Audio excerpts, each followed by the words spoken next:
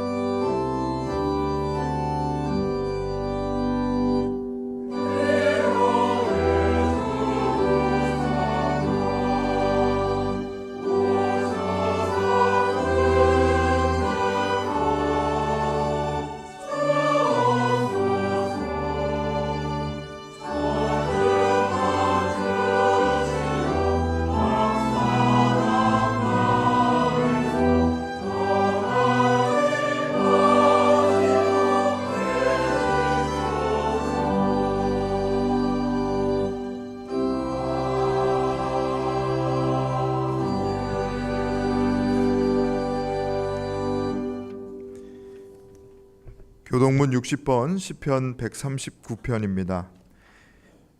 여호와여, 주께서 나를 살펴보셨으므로 나를 아시나이다.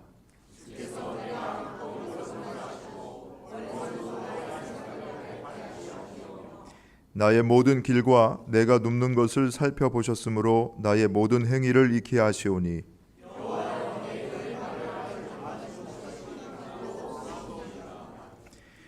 내가 주의 영을 떠나 어디로 가며 주의 앞에서 어디로 피하리이까?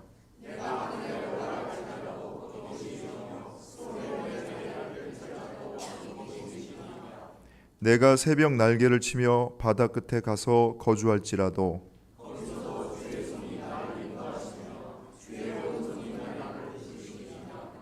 하나님이여, 나를 살피사 내 마음을 아시며 나를 시험하사 내 뜻을 아옵소서.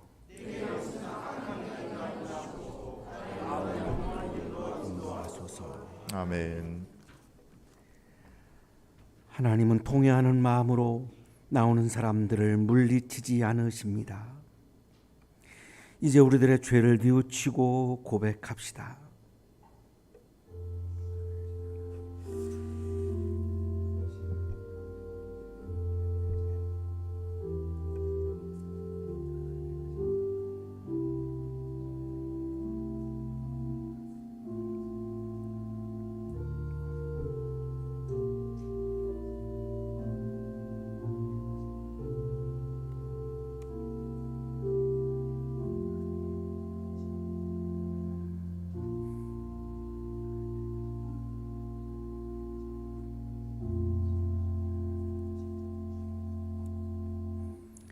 우리가 우리 죄를 자백하면 하나님은 신실하시고 의로우신 분이셔서 우리 죄를 용서하시고 모든 불의에서 우리를 깨끗하게 해 주실 것입니다.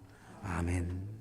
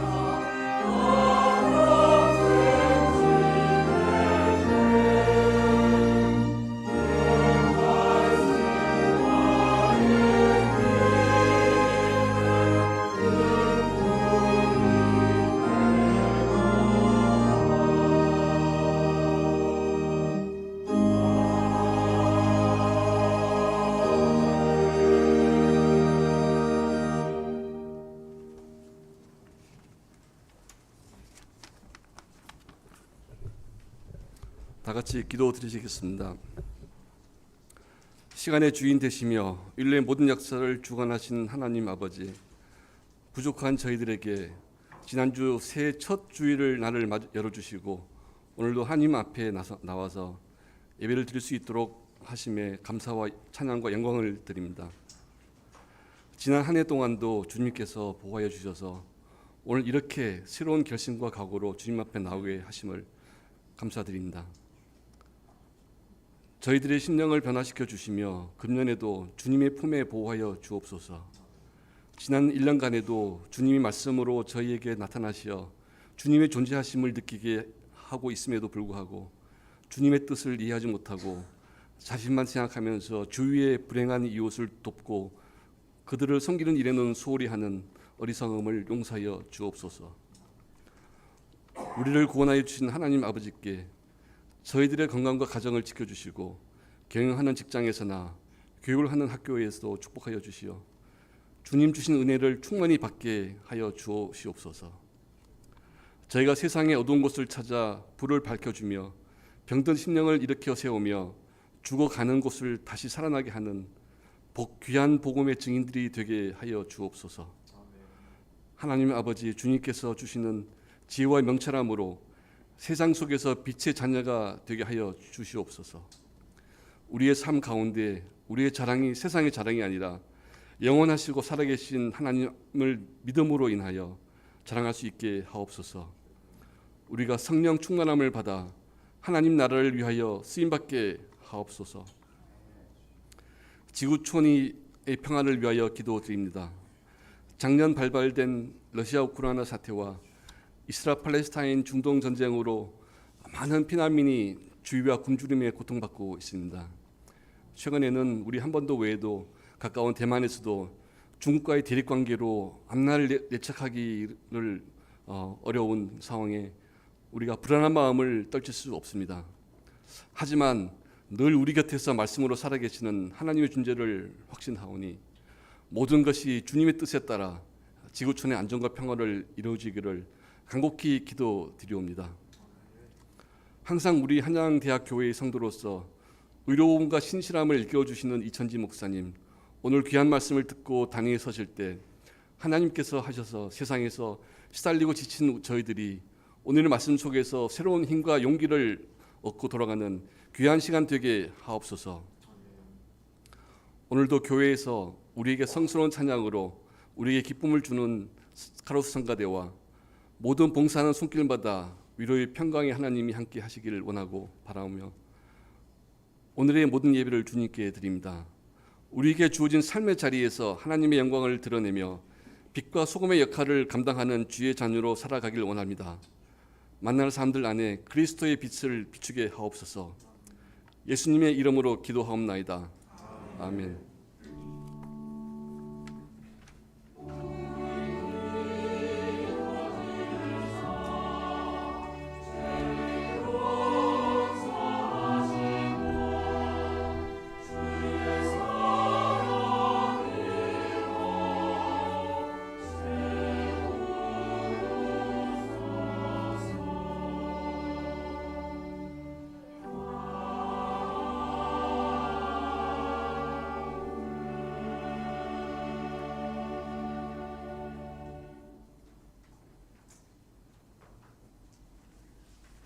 오늘의 성서 봉독은 사무엘상 3장 1절에서 10절까지의 말씀입니다. 어린 사무엘이 엘리 곁에서 주님을 섬기고 있을 때이다. 그때에는 주님께서 말씀을 해주시는 일이 드물었고 환상도 자주 나타나지 않았다. 어느 날 밤 엘리가 잠자리에 누워 있을 때였다. 그는 이미 눈이 어두워져서 잘 볼 수가 없었다. 사무엘은 하나님의 궤가 있는 주님의 성전에서 잠자리에 누워 있었다.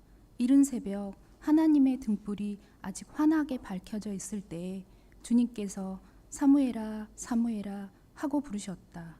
그는 제가 여기 있습니다 하고 대답하고서 곧 엘리에게 달려가서 부르셨으니까 제가 여기 왔습니다 하고 말하였다. 그러나 엘리는 나는 너를 부르지 않았다. 도로 가서 누워라 하고 말하였다. 사무엘이 다시 가서 누웠다. 주님께서 다시 사무엘아 하고 부르셨다. 사무엘이 일어나 엘리에게 가서 부르셨습니까? 제가 여기 왔습니다 하고 말하였다. 그러나 엘리는 얘야 나는 너를 부르지 않았다. 도로 가서 누워라 하고 말하였다. 이때까지 사무엘은 주님을 알지 못하였고 주님의 말씀이 그에게 나타난 적도 없었다. 주님께서 사무엘을 3번째 부르셨다. 사무엘이 일어나 엘리에게 가서 부르셨습니까? 제가 여기 왔습니다 하고 말하였다. 그제야 엘리는 주님께서 그 소년을 부르신다는 것을 깨닫고 사무엘에게 일러주었다. 가서 누워 있거라. 누가 너를 부르거든 주님 말씀하십시오. 주님의 종이 듣고 있습니다 하고 대답하여라. 사무엘이 자리로 돌아가서 누웠다. 그런 뒤에 주님께서 다시 찾아와 곁에 서서 조금 전처럼 사무엘아 사무엘아 하고 부르셨다. 사무엘은 말씀하십시오. 주님의 종이 듣고 있습니다 하고 대답하였다. 구약의 말씀입니다. 하나님 감사합니다.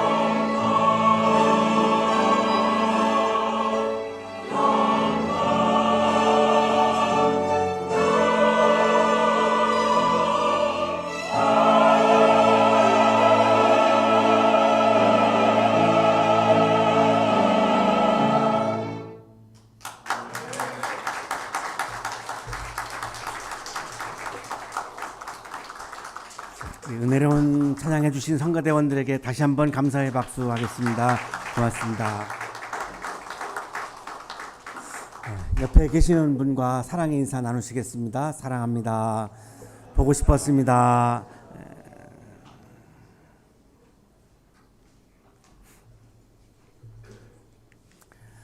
독일 철학자 루돌프 오토는 성스러움의 의미라고 하는 저서를 통해서 종교의 핵심은 인간이 신을 경험하는 것이다 라고 강조를 합니다. 종교의 핵심은, 신앙의 핵심은 우리 인간이 신을 만나는 경험을 하는 것이다. 신을 경험하는 것을 거룩한 두려움을 의미하는 누미노제라고 자기가 만든 용어로 그렇게 부르면서 신을 만나는 경험은 압도적인 신비 그리고 매혹적인 신비라고 그렇게 요약을 합니다.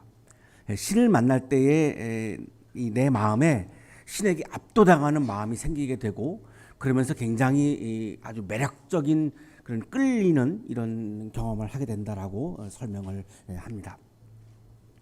우리의 영적 생활의 핵심은 하나님을 만나고 예수 그리스도를 경험하는 것. 이것이 우리들의 신앙생활, 영적 생활의 핵심입니다. 오늘 우리가 이 예배의 자리에 나온 것도 하나님을 만나고 예수 그리스도를 경험하기 위해서 나온 것입니다.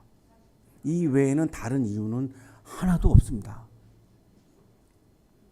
그렇기 때문에 하나님을 만나고 예수 그리스도를 경험하지 못한다면 우리의 예배는 굉장히 위축될 수밖에 없고 우리들의 영적 생활은 굉장히 이렇게 다운될 수밖에 없습니다. 우리의 신앙도 우리의 영성도 퇴보할 수밖에 없습니다.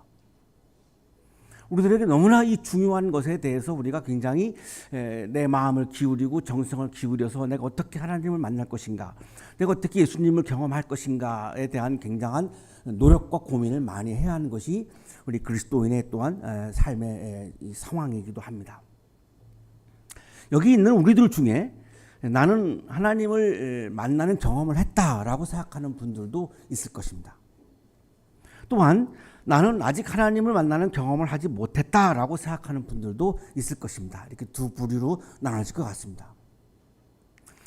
특히 방언이나 입신 같은 이런 특별한 그런 신앙 체험이 없는 분들은 나는 아직 하나님을 만나지 못한 거 아니야? 라고 생각하는 분들도 분명히 있을 것입니다. 오늘 우리들의 질문은 하나님을 만나는 경험을 어떻게 하는가입니다. 하나님을 만나고 예수님을 경험하는 게 우리들의 영적 생활의 핵심이고 신앙생활의 핵심인데 그렇다면 어떻게 하나님을 만나는 경험을 하는 것인가?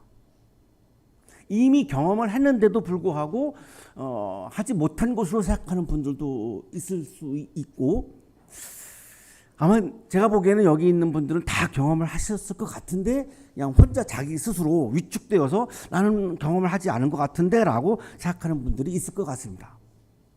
어떻게 과연 우리는 하나님을 만나는 경험을 하는 것인가 라고 하는 이 질문에 대해서 신학자 칼 마르트는 하나님의 말씀을 통해서 경험한다, 하나님을 만난다라고 대답을 합니다. 두 번의 세계대전, 빈부격차의 심해짐으로 인해서 오는 이런 기아 때문에 굶어 죽는 사람들, 생태계의 파괴, 이런 것들을 보면서 인간이 이렇게 악하구나라고 하는 것을 칼 마르트는 보기 시작합니다. 인간이 이렇게 인간성이 악한 것이구나. 이렇게 악한 인간이 질적으로 너무나 다른, 우리는 악하고 하나님은 최고로 거룩한 분인데 질적으로 이렇게 다른 분을, 다른 차원에 계시는 하나님을 어떻게 만날 수 있는가? 세계대전을 두 번이나 거치면서 많은 사람들이 이렇게 질문을 했습니다. 그 질문에 대해서 바르트도 역시 똑같이 악한 인간성을 동시에 보았고 그 질문에 대해서 답을 하는 겁니다. 아무리 우리가 악하지만 악하기 때문에 거룩한 하나님의 말씀을 통해서만이 우리는 하나님을 만나는 것이 가능하다라고 답변을 하는 거죠. 그러면서 이 하나님의 말씀은 세 가지 형태가 있다고 설명합니다. 하나는 기록된 말씀, 선포된 말씀, 계시된 말씀입니다. 선포된 말씀은 설교고 기록된 말씀은 성서고 계시된 말씀은 우리가 볼 수 있는, 눈으로 볼 수 있는 신체가 있는 예수 그리스도가 하나님이 계시된 말씀이다라고 설명을 합니다. 하나님께서는 신체가 없으십니다. 그래서 우리가 눈으로 봄으로 하나님을 만날 수가 없습니다. 하나님을 우리가 봄으로 경험할 수가 없습니다. 우리는 하나님의 말씀을 통해서 하나님의 말씀을 내 마음에 채우고 하나님의 말씀을 따라서 내가 살아갈 때에 하나님을 만날 수 있고 하나님을 경험하게 되고 하나님의 존재 안에 내가 머물게 된다라고 하는 것이 바르트의 대답입니다. 그렇다면 하나님을 경험할 수 있는 통로는 하나밖에 없습니다. 말씀입니다. 물론 저는 이제 찬송가를 공부하는 사람으로서 찬송이 하나 또 하나이다라고 이제 주장을 하지만 어쨌든 하나님을 만나는 통로는 말씀입니다. 오늘의 성서일과 본문은 소년 사무엘, 나중에 이제 커서 예언자가 되어서 이스라엘의 최초의 왕인 사울 왕을 임명하는 이런 예언자이죠. 이 사무엘이 소년 시절에 말씀으로 나타나시는 하나님을 만나는 장면의 말씀이 오늘 성서일과 본문의 말씀입니다.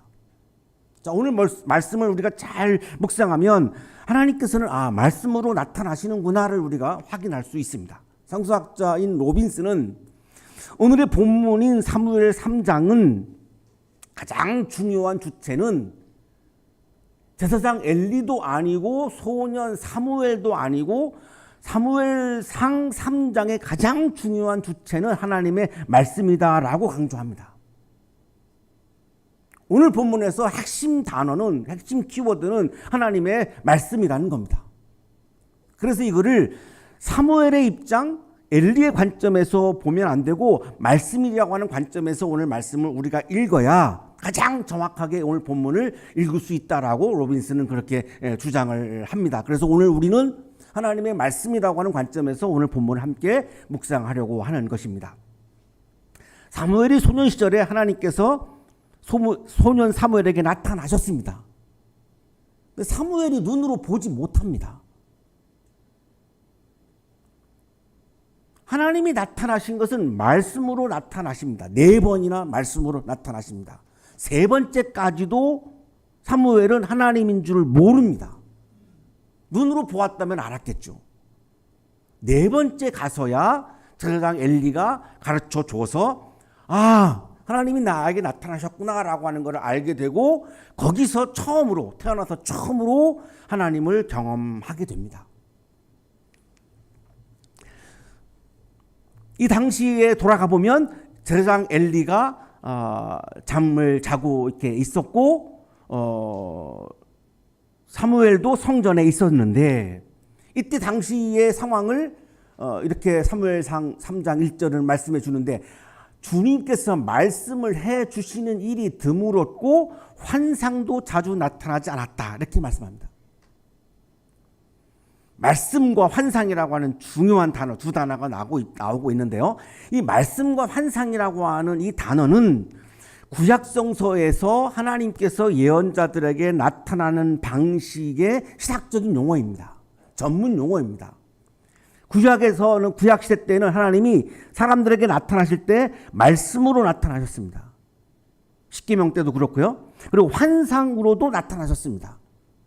자, 그런데 이때 상황은 하나님은 말씀을 하시지 않았고 환상도 나타나지 않았다는 거죠. 그렇다면 사람은 하나님을 경험하거나 만날 수 없는 상태라는 겁니다. 구약시대 때에 하나님께서는 말씀과 환상으로 나타나셨는데 말씀도 하시지 않고 환상으로 나타나시지 않는다면 그 당시 사람들은 하나님을 만나는 경험을 할 수가 없는 겁니다. 말씀과 환상은 하나님께서 인간에게 나타나는 강력한 자기 표현입니다. 자기를 계시하고 자기를 나타내고 자기를 드러내고 자기를 표현하는 방식이 말씀인 겁니다. 모세에게는 하나님은 직접 말씀하셨습니다.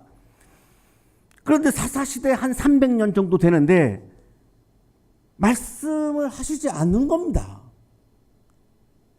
직접 말씀을 나타나셔가지고 직접 대면해서 말씀을 이렇게 해주셨는데 사사시대 300년 동안 거의 하나님은 침묵하고 말씀을 하시지 않는 겁니다.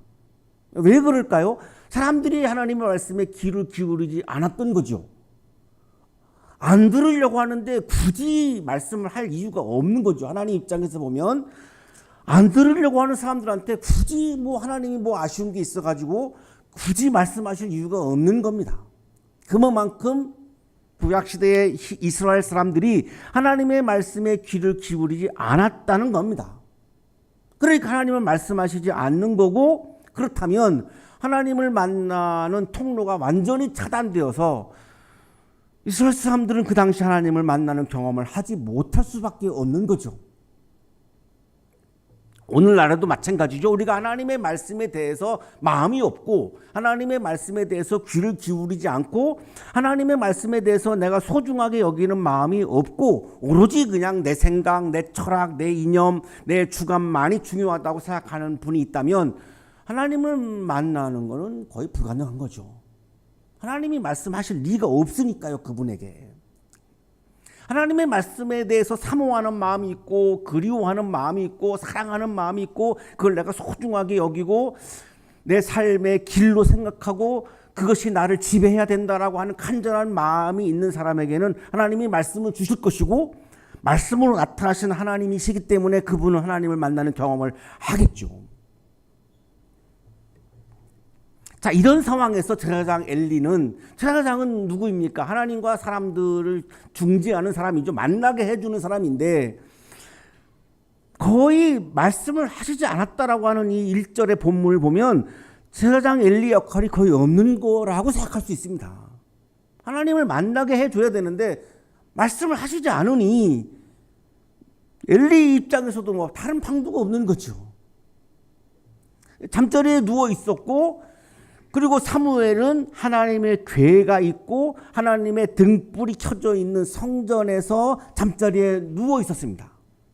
여기 중요한 단어가 이제 하나님의 궤와 하나님의 등불입니다. 이 하나님의 궤와 하나님의 등불은 하나님의 현존을 의미하는 겁니다. 현존이라고 하는 말은 지금 여기에 존재한다라고 하는 거죠. 왜 등불을 켜놓냐면 하나님의 법궤를 왜 거기에 모셔놓냐면 지금 여기 이 성전 안에 하나님이 지금 여기에 계십니다라고 하는 것을 우리가 경험하고 느끼고 또 신앙을 고백하기 위해서 성전에 궤를 놓고 법궤를 놓고 등불을 밤새도록 켜놓는 거죠. 아마 많지 않을 것 같은데 대한민국에 있는 교회 중에서 밤새도록 불을 켜놓는 교회가 있습니다. 한양대학교입니다. 모르셨죠? 밤에 안 오시니까. 우리가 저녁 예배가 없어서. 우리 학생들은 잘 알아요. 밤 11시에도 와서 기도하고 갑니다. 불이 켜져 있는 걸 알거든요. 왜 그렇게 밤새도록 전기세 절약해야 되는데 불을 켜놓을까요? 하나님이 현존하신 24시간 현존하신다라고 하는 상징입니다. 그게. 극단적인 선택을 앞둔 한 학생이 여기 와서 기도하면서 마음을 돌이킬 수도 있습니다. 10년에 한 명이 있다고 해도 그거는 아깝지가 않습니다. 그 전기세는. 하나님이 지금 여기에 현존하신다라고 하는 상징입니다. 그래서 밤새 우리 여기 한양대학교에 다솜채 불을 켜놓습니다. 믿기지가 않으시면 한번 밤에 와보시면 대번 확인할 수 있습니다. 굉장히 기쁜 뜻이 있는 거죠. 하나님이 현존하시는 그 성전에 사무엘은 잠자리에 누워 있었고 그때 하나님께서 소년 사무엘에게 나타나십니다. 주님께서 사무엘아 사무엘아 하고 부르십니다. 자, 보시죠. 하나님께서 어떻게 나타나시는지 말씀으로 나타나고 있습니다. 신체로 나타나시지 않습니다. 말씀으로 나타나고 있습니다. 사무엘아 사무엘아. 이 이전에도 아브라함아 아브라함아 모세야 모세야 이렇게 말씀으로 나타났던 하나님께서 똑같이 사무엘에게도 사무엘아 사무엘아. 부활하신 예수님도 마리아에게 마리아야 이렇게 말씀으로 나타나시죠. 사무엘이 대답합니다. 제가 여기 있습니다. 그러나 사무엘은 이분을 하나님으로 생각하지 않았습니다. 몰랐습니다. 하나님의 신체가 있다면 알았겠죠. 신체가 없고 그냥 소리만 들었습니다. 말씀만 들었는데 이것이 하나님의 말씀인 줄은 생각도 못했습니다. 상상도 못했습니다. 아, 제사장 엘리 할아버지가 나를 부르시는구나라고 생각을 한 거죠. 그래서 엘리에게 달려갑니다. 제사장 엘리에게 달려갑니다. 참 착한 아이입니다. 잠자리에 누웠다가 어르신이 부르니까 그냥 얼른 달려가는 거죠. 너무 그 모습을 상상해 보면 너무 참 이게 귀엽습니다. 부르셨습니까? 제가 여기 왔습니다. 나는 너를 부르지 않았다. 돌아가서 누워라. 분명히 내가 제사장 엘리의 소리를 들었는데 아니라는 겁니다. 이게 뭐지? 어떻게 된 거지? 아마도 사무엘의 마음속에는 아, 우리 제사장 할아버지가 이제 나이가 많이 드셨구나. 아마 생각했을 것 같아요. 하나님은 상상도 못하고 있는 거니까요. 그리고 지금 딱 거기는 좀 둘밖에 없습니다. 아, 예, 앞으로도 다 이제 눈도 안 보이는 우리 할아버지 제사장이 아, 이제 이렇게 좀 간당간당 하시는구나. 깜빡깜빡 하시는구나. 라고 아마 생각하지 않았을까. 물론 성서에 기록은 없으니까 확인은 안 됩니다.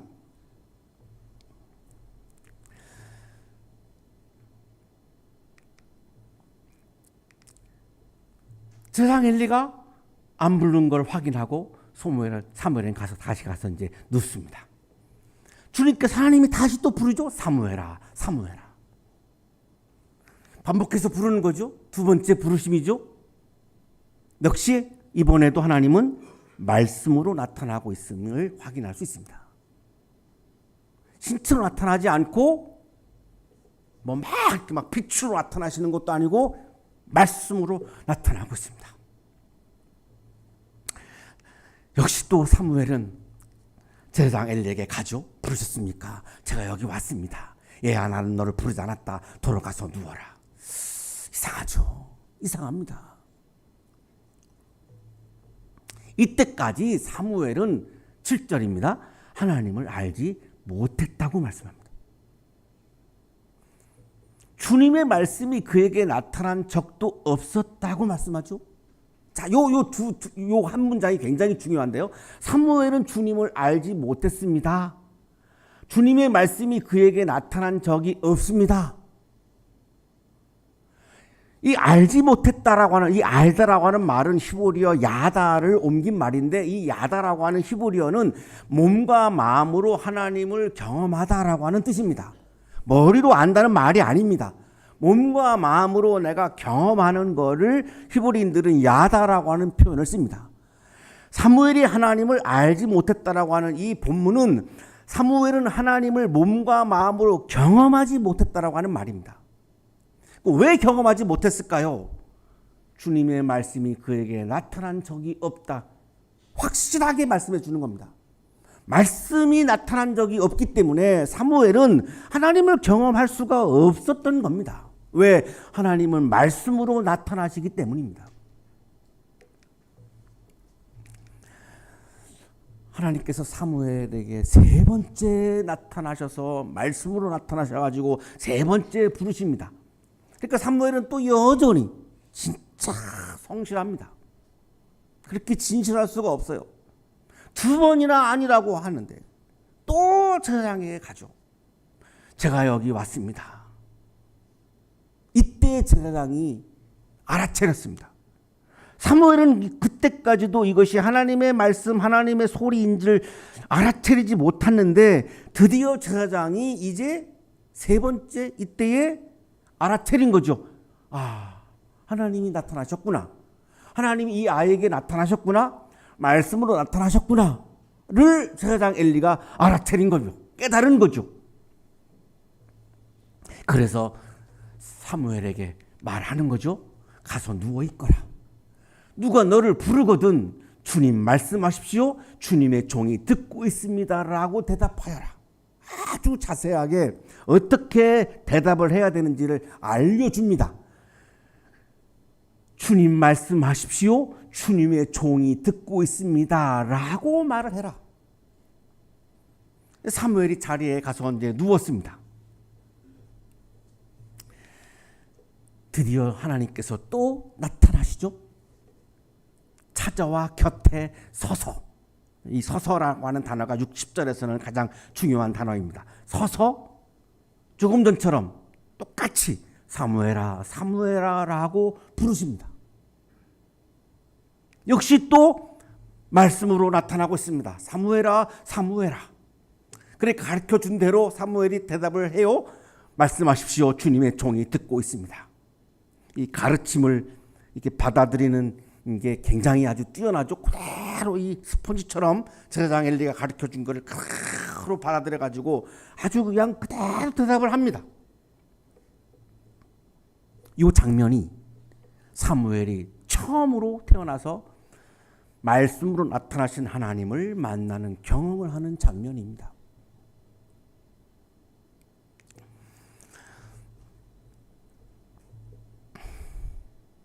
하나님께서 나타나시는 것은 신현현이라고 부르는데 영어로 에피판이라고 부릅니다. 우리가 지난 시간에 묵상했던 예수님께서 하나님의 아들로 왕으로 오셨다라고 하는 이 말씀 세례 장면을 묵상을 했는데 예수님께서 세례 받으실 때에 거기에서 내 사랑하는 아들이다, 이 사람이 왕이다 라고 하는 장면을 우리가 읽었는데 역시 하나님의 아들로 나타나신 이 사건을 에피판이라고 부릅니다. 이거를 하나님의 아들로 예수님이 나타나셨고 우리에게 현현하셨고 우리에게 나타나셨고 우리에게 오셨고 라고 하는 것을 기념하는 절기가 주현절입니다. 주현절, 주님이 하나님의 아들이 왕이 나타났다라고 하는 겁니다. 이 주현절이 부활절, 성탄절과 함께 기독교의 3대 절기입니다. 우리 개신교회는 1월 6일로 주현절을 지키고 있고 러시아 정교회는 1월 19일 날 주현절로 지킵니다. 러시아 사람들은 지금이 이제 주현절기가 이제 다가오고 있는데 주현절이 되면 얼음물 속에 들어가서 축제를 합니다. 이게 주현절기를 지키는 그들의 방식입니다. 지금 막 영하 한 20도 됩니다. 영하 20도 나이에 얼음물 속에 들어가서 주현절 축제를 그렇게 지킵니다. 러시아 신부가 이 얼음물에 이렇게 축복하는 의식을 먼저 합니다. 예, 끝나고 나면 이제 신도들이 이렇게 들어가서 얼음물 속에 들어가서 이제 주현절 축제를 지킵니다. 물론 러시아 대통령도 예외가 아닙니다. 러시아 대통령도 반드시 이렇게 주현절 절기를 얼음물 속에 들어가서 이렇게 지킵니다. 사랑하는 한양 가족 여러분, 요한복음 저자는 요한복음 1장 1절을 통해서 예수님께서는 말씀으로 존재한다고 말씀합니다. 태초에 말씀이 계셨다. 태초에 말씀이 계셨다. 여기 말씀은 예수님을 가리키는 말입니다. 예수님이 어떻게 계셨는가? 말씀으로 계셨다. 말씀으로 존재했다라고 하는 말입니다. 그 말씀은 하나님과 함께 계셨다. 말씀으로 계시는 예수님이 하나님과 함께 계셨다. 그걸 선제라고 합니다. 선제. 예수님이 우리 인간의 모습으로 성육신하기 이전부터 선제했다는 거죠. 계셨다. 그 말씀은 하나님이셨다. 예수님은 말씀으로 존재하십니다. 따라서 우리에게 나타나실 때도 말씀으로 나타나십니다. 예수님은 신체로 부활하신 예수님은 신체로 나타나시지 않습니다. 아무리 우리가 예수님의 신체를 눈으로 보려고 해도 그건 불가능합니다. 그런 방식으로 예수님을 만날 수가 없습니다. 혹은 내 그냥 막 감정에 휩싸여서 약간 착각의 상태에서 예수님을 만나는 것은 상당히 위험합니다. 그거는 예수님을 만난 것일 수도 있지만 아닌 것일 수도 있습니다. 그냥 내 감정에 북받쳐서 착각의 상태일 수도 있습니다. 가장 정확하게 우리가 예수님을 만나는 방식은 말씀으로 존재하시고 말씀으로 나타나시는 그 예수님의 말씀으로 나타나시기 때문에 말씀을 통해서 만나는 방식이 예수님을 만나는 가장 정확한 방식입니다. 이거는 우리 모두가 가능한 거죠. 방언이나 입시나 이런 신비로운 경험을 하지 못하는 분들도 하나님을 만나는 경험을 할 수가 있습니다. 예수님을 만나는 경험을 할 수가 있습니다. 아니, 이미 여러분들은 다 경험을 하신 분들입니다. 말씀을 사모하는 마음이 있기 때문에 지금 이 자리에 이렇게 나오셨죠. 눈이 오나 비가 오나 영상이거나 영하이거나 천둥이 치거나 번개가 치거나 코로나만 아니면 우리는 예배당에 나옵니다. 미국 교회는 눈이 잘 안 오는 나라인 것 같아요. 그래서 이렇게 제설하는 이런 시스템이 없는 것 같습니다. 눈이 거의 오지 않기 때문에 1년에 한 번 오는데 그것 때문에 그런 많은 인력을 들이거나 장비를 들이기는 어려운가 봐요. 눈이 오면 예배당에 오지 않습니다. 교인들이. 정말 신기합니다. 진짜입니다. 눈이 오면 예배당에 모이지 않아요. 그래서 목사가 영상을 녹화해가지고 메일로 교인들한테 보내줍니다. 모이지 않기 때문에. 그러나 우리 한국의 그리스도인들은 참 대단하죠. 눈이 오나 비가 오나 영상이거나 영하이거나 길이 얼거나 높거나 예배당에 나옵니다. 지금 안 나오시는 분들은 약간 찔리시겠지만 찔리라고 말씀드리는 겁니다. 우리가 말씀을 받아들이고 말씀을 마음에 채우고 말씀을 따라서 살아갈 때에 우리에게 말씀으로 나타나시는 예수님을 만나고 예수님과 교제하고 예수님과 동행하면서 주연절교와 새해를 살아갈 수 있습니다. 우리 모두 예배 자리에 나오셔서 말씀으로 나타나시는 하나님을 예수님을 만나는 기쁨이 가득한 주연절기 여러분의 삶이 되시기를 간절히 축원합니다.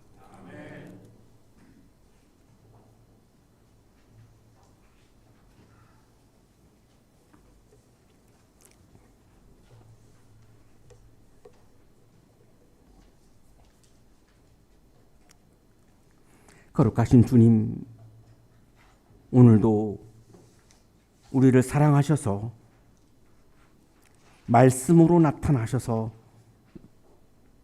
우리를 만나 주시는 은혜에 감사드립니다. 주님을 만나는 기쁨이 충만하게 해 주시니 감사합니다. 이 시간 주님을 만난 그 기쁨으로 한 주간 동안 세상에 나가서 모든 어려움들을 이겨내는 힘이 되게 하시고 모든 아픔이 치유되어지는 거룩한 힘이 되게 하여 주시옵소서. 말씀을 사모하고 말씀을 그리워하고 말씀을 소중하게 여기고 말씀의 지배를 받는 것을 기뻐하고 즐거워하는 그리스도인으로 오늘도 살아가게 하여 주옵소서. 한 해를 살면서 힘들 때마다 말씀으로 나타나시는 주님을 만나는 기쁨으로 그 어려움들을 이겨내고 승리하는 새해가 되게 하여 주옵소서. 예수 그리스도 이름으로 기도하옵나이다. 아멘.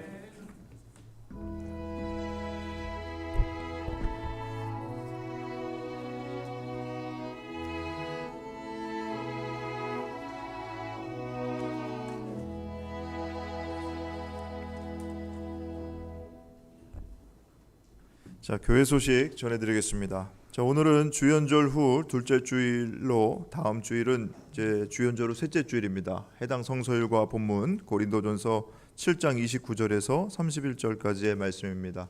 자, 이 본문 가지고 담임 목사님께서 사라지는 세상 영원을 추구하는 삶이라는 제목으로 설교해 주실 텐데 주중에 성서 본문 묵상해 주시고 예배에 참여해 주시기 바랍니다.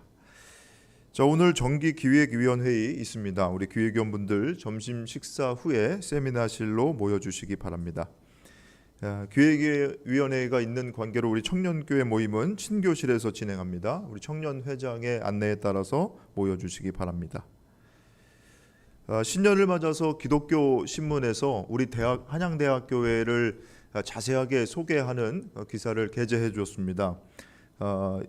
이 신문의 내용을 보면 이제 우리 한양대학교 담임 목사님의 인터뷰 그리고 우리 대학교의 비전과 사명을 이해하는 데 도움이 될 만한 그런 내용들로 구성이 되어 있습니다. 예배 후 나갔을 때 이제 한 부씩 나눠 드릴 텐데 여러분 꼭 한 번씩 읽어 보시고 우리 주위 분들에게 우리 교회를 알리는 전도지로 이렇게 활용하셔도 참 좋을 것 같습니다. 그리고 온라인 기사에 보면은 더 많은 그런 사진들이 이렇게 첨부가 돼 있는데 포털 사이트에서 기독교 신문 이렇게 검색하시면 여러분 들어가실 수 있습니다. 그곳에서 한양대학교회 기사를 확인하시고 또 우리 교회 자랑스럽게 주변에 많이 알려주셔서 많은 분들이 자리할 수 있도록 여러분 알려주시기 바랍니다. 기독교 신문에 우리 교회를 소개할 수 있도록 지면을 할애해 주시고 배려해 주신 우리 여선교 회장님 그리고 기독교 신문 관계자 모든 분들께 대신 감사의 마음을 전합니다. 교우 소식을 전해드리겠습니다. 오늘 우리 교회에 새로 나오신 분이 계신데요. 먼저 한양대학교 음악대학 학과와 대학원을 졸업하시고 그 다음에 피렌체 국립음악원을 수료하신 공지영님 오늘 성가대 자리에 하셨습니다. 지금 성악가로 활동 중이신데 박정원 교수님의 제자라고 하십니다. 잠깐 자리에서 일어나실까요? 네, 잘 나오셨습니다. 감사합니다. 네. 그리고 오늘 우리 예배당에 반가운 얼굴이 오셨는데 제가 소개해드리겠습니다. 우리 한양대학교 국제학부 특임 교수를 지내시고 부총장을 지내신 이승철 교수님 어머님하고 같이 자리 나오셨는데 앞쪽에 앉아 계십니다. 네, 우리 따뜻한 마음으로 환영의 박수 보내드리겠습니다. 네, 잘 나오셨습니다. 감사합니다. 네, 앉아주시죠. 그리고 교우 소식 하나 더 전해드리겠습니다. 우리 한양대학교 간호학과에 재학 중인 이제 청년교회 이성준 학생 이제 이번 학기 휴학을 하고 군입대 정확히 말하면 군대 입대는 아니죠. 대체 복무를 위해서 이제 휴학을 하게 됐습니다. 그래서 고향 경남 사천 시청에 가서 이제 공익근무요원으로 이제 복무하게 되는데 교우 여러분들에게 인사드리기 위해서 오늘 자리했습니다. 이쪽에 앉아 있는데 잠깐 자리에서 일어나실까요? 네, 우리 대체 복무 잘하고 돌아올 수 있도록 여러분 건강을 위해서 또 기도해 주시기 바랍니다. 자, 이상 교회 소식 알려드렸고요. 여러분 2024년 1월 예배 안내 주보에 기재되어 있으니 확인해 주시면 되겠습니다. 이상 교회 소식 알려드렸습니다.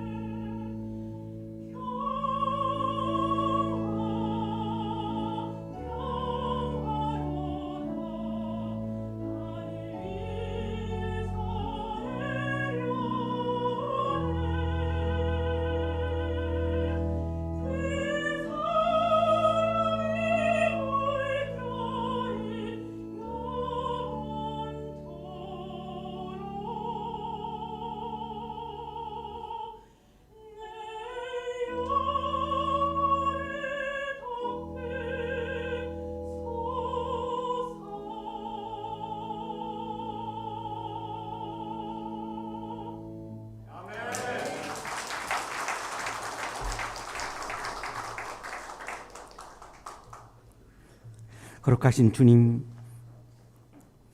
날마다 말씀으로 나타나셔서 우리를 만나 주시고 우리를 사랑해 주시고 우리를 돌보아 주시고 우리를 지켜 주시고 우리의 앞길을 인도해 주셔서 감사합니다. 주님의 말씀을 따라 주님의 인도하심을 따라 가보지 않은 또한 새해의 길을 힘차게 출발하게 해 주시니 감사합니다. 모르는 길이 다가와도 말씀으로 나타나셔서 우리를 인도해 주시는 주님을 믿고 오늘도 기쁘게 살아가게 해 주시니 감사합니다. 이 시간 감사의 마음을 예물과 찬양에 담아 올려 드리오니 기쁘게 받아주시고 찬양과 예물을 드리는 손길 위에 크신 은혜를 부어 주옵소서. 예수 그리스도의 이름으로 기도하옵나이다. 아멘.